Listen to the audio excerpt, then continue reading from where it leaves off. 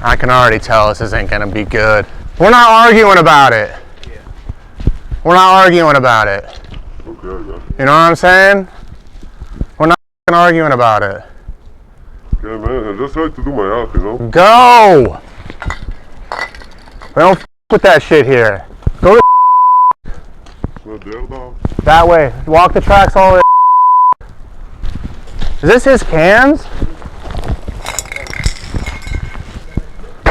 That dude had cans everywhere. Cans all over the yard, bro. No, there's not. No, there's not. No, there's not. Come back over here and then say that then. Yeah, that's probably the best idea.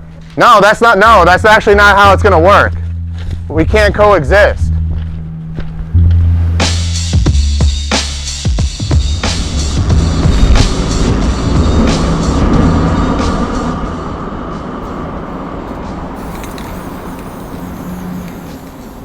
Every major city is having like a crisis right now, and there's like a toy epidemic everywhere on trains.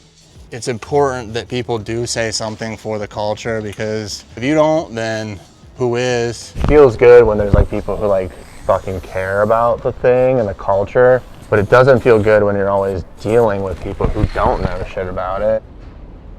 Freights aren't a New York City thing. They're not a San Francisco thing. They're not a Philly thing.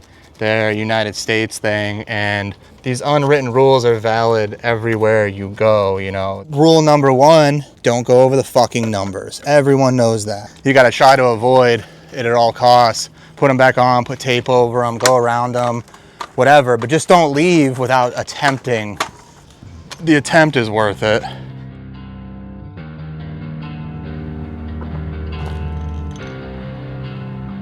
And this is the shit I'm talking about. Toys have fucking no respect at all. The train lines are in a complete disarray, man. They look terrible. They're not even something good to look at anymore. I mean, freight culture and graffiti culture is so massive now due to the internet. You know, there's no mentorship at all. A lot of the people who are OGs, they have their own kids. They don't need to take care of some kid who's trying to do graffiti in their hometown. They don't have time for it anymore. But we live in this world where like asking questions or getting help is like, you know, oh, I'm better than that. And it's like, you're not. I mean, it just explains why I'm doing this. You know, I'm like fixing this because some kid decided that it'd be funny to do that while he went over someone who was fucking dead and left his cans all over the ground. It's just these simple rules, like who the fuck paints something and then leaves their cans on the ground? It doesn't make any fucking sense. You know, this culture is based on finding the spot, making sure it didn't look like you were there, and making sure no one sees you. And this is just how it is because you want to keep going back and doing that same thing over and over and over and over. There's no point in painting at the spot where the trains are at. It's literally this. It's fucking stupid. What would be the point? The people are going to see the trains regardless. You have all this fucking toy shit everywhere on the fucking property. All it's going to do is make the business owners hot as hell. It just doesn't make any sense, especially when you have trains right here to paint. That's what you should be painting. I mean, there used to be no graffiti down here like 10 years ago, and now it's just like kids running amok and fucking doing whatever. That's kind of just the nature of everything. But if you're living in like Midwest states or anywhere else, you don't even want graffiti anywhere near the radius where you're doing trains, especially when they're not graffiti cities.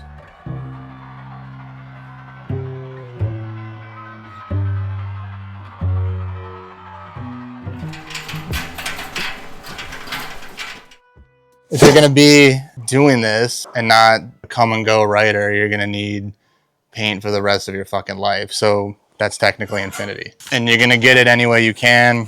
Garage sales, people who quit writing graffiti. I will do anything for any amount of paint. It doesn't really matter. You blow through a can sketching a piece. So it's like shitty Krylon will work for a sketch can. Color place will work for a sketch can. New school freight piece would be definitely 12 cans at least.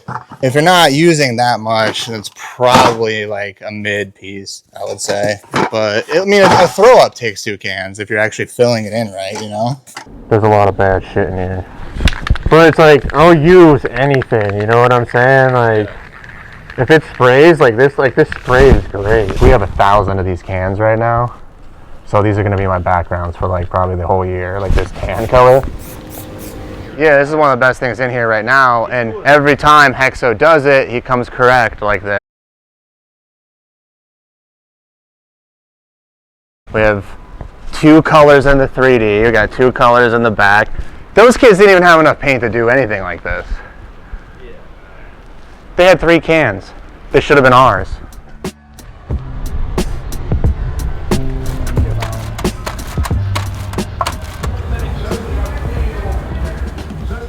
People don't know how much you have to do. You have to do so fucking much and can't take time off. There's so much working against you. Derailment, weather, the buff, toys, not finishing things. Our shit gets gone over every single day, and then you gotta do 10 more for every one that you lost.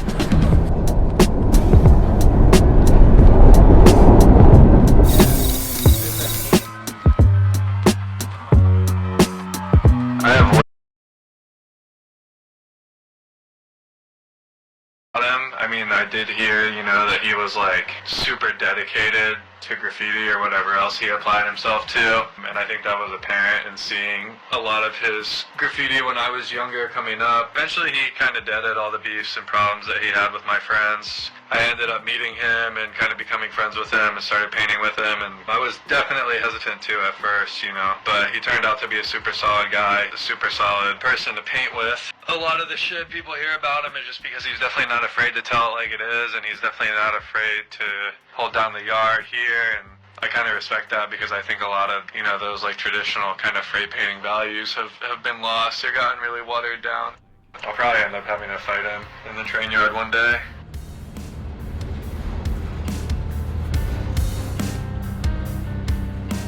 He introduced me to how to paint in New York. Like the first time I got arrested in New York was with him. The first like street fill-in I did in New York was with him. If you want to have fun and do graffiti, don't hang out with him.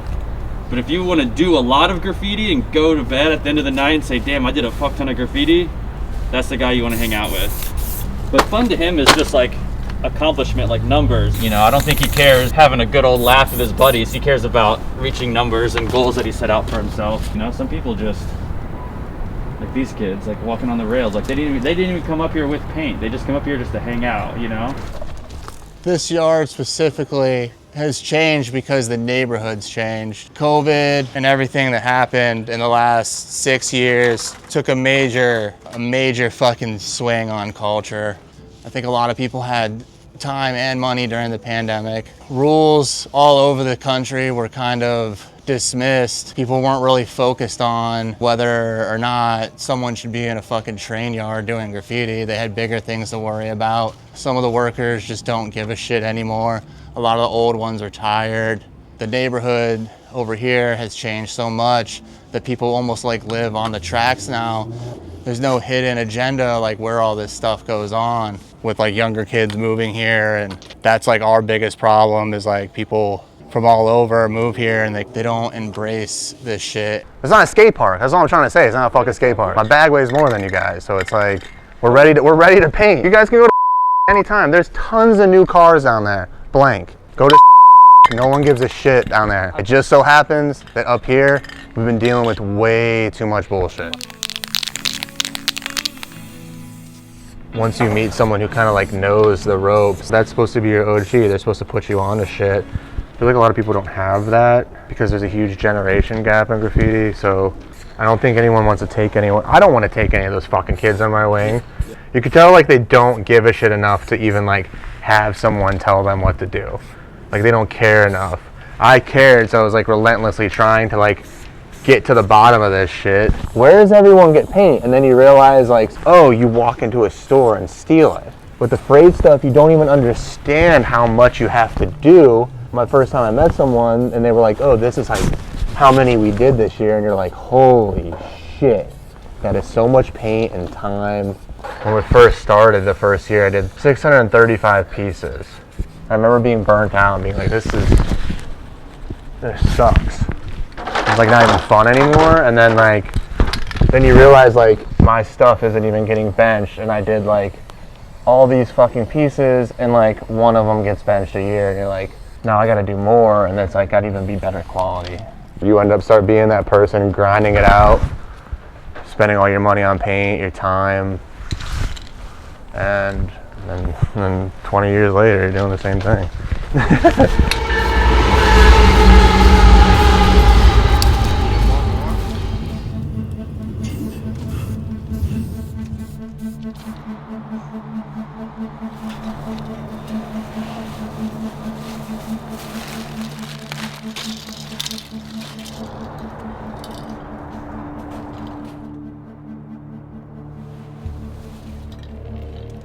We actually met in Central Bookings. I had just been arrested for graffiti. He was in for the same thing.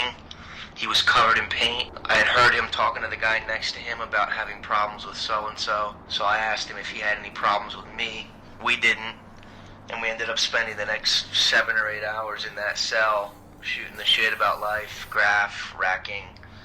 The rest is history.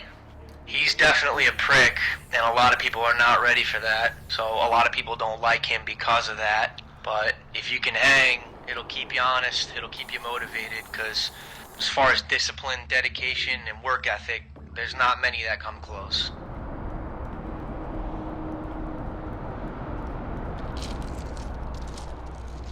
When I started writing in the late 80s, totally different scene from what is going on now.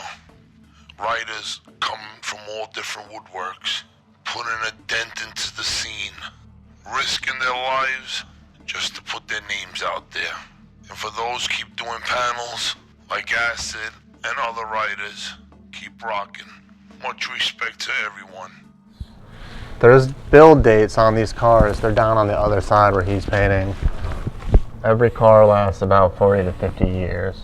But the paint fades, you know, like the paint is, when you see something that's 50 years old, it looks crazy, you know?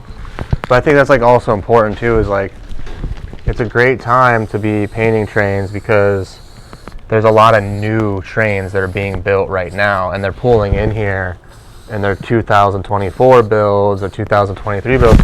Those will be around like after we're dead. So I think like to do a good job on them is like kind of like, it's mandatory, you know? Our job is the people who are still doing it to like get the knowledge out there that like this is how it needs to be done. Imagine if like everyone who actually knew how to do this shit just stopped, and then like this place was like a fucking free-for-all. Like I couldn't even imagine what it would look like. It would look like hell. I would say it just feels like it's just something that I have to do, you know? Because like when you give up, then like all your stuff like kind of just disappears. I only devote a portion of my time to this. These dudes do not want to see me at 100% on this shit. I don't think, you know, painting graffiti is always like the funnest thing in the world. You know, everyone does it for other reasons. At the bottom of my list is fun. It's more my time to check out rather than being like, I'm gonna go have fun. You know, it always feels good, but it's lost its meaning when it comes to fun. Being in 15-degree weather or 110-degree weather trying to fucking do a piece isn't fun, but you know, it's something you need to fucking do, or you don't. I feel compelled to do it. I personally think like what we do is super important, and if you don't think it's fucking important, then don't fucking do it.